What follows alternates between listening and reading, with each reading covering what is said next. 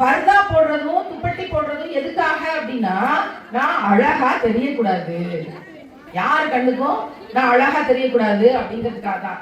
யார் கண்ணுக்கும் நான் அழகா தெரியக்கூடாதுங்கிறதுக்காக போடுற பர்தால அழகுக்கு ஜிகுனாவும் சமைக்கும் கண்ணாடி வளையலும் ஜிகு ஜிகுன்னு ஐட்டம்ஸும் இருக்குன்னா இது என்ன எதுக்கு? இதனால யாருக்கு லாபம்? அதை தயாரிக்கிற தயாரிப்பாளர்களுக்கு லாபம். இஸ்லாத்தை அழிக்கணும்னு நினைக்கிற ஒரு கூட்டம் இருக்கு தெரியுமா, அவங்களுக்கு அலங்காரத்தின் பின்னாடி இஸ்லாமிய பெண்களை போக வச்சிட்டோம்னா அவங்களோட ஈமான உடைச்சிடலாம். ஈமான் உடைக்கப்பட்ட பெண்களை கொண்ட சமூகம், இரையச்சம் இல்லாத பெண்களை கொண்ட சமூகத்தை ஈஸியா நம்ம திருடிடலாம். நம்மளோட அஜெண்டா என்ன? இஸ்லாம் இருக்கக்கூடாதுங்கிறது தான். அப்ப நம்ம என்ன செய்யணும்? இந்த அலங்காரத்தை பெண்கள் உள்ளத்துல கொண்டு போய் திணிக்கலாம். எப்படி திணிக்கலாம்? சோசியல் மீடியா வழியா திணிக்கலாம். அதுக்கு யார் வேலை செய்வா? அங்க இருந்தே பெண்களை எடுப்போம். எவ்வளவு பெரிய சூழ்ச்சின்னு பாருங்க.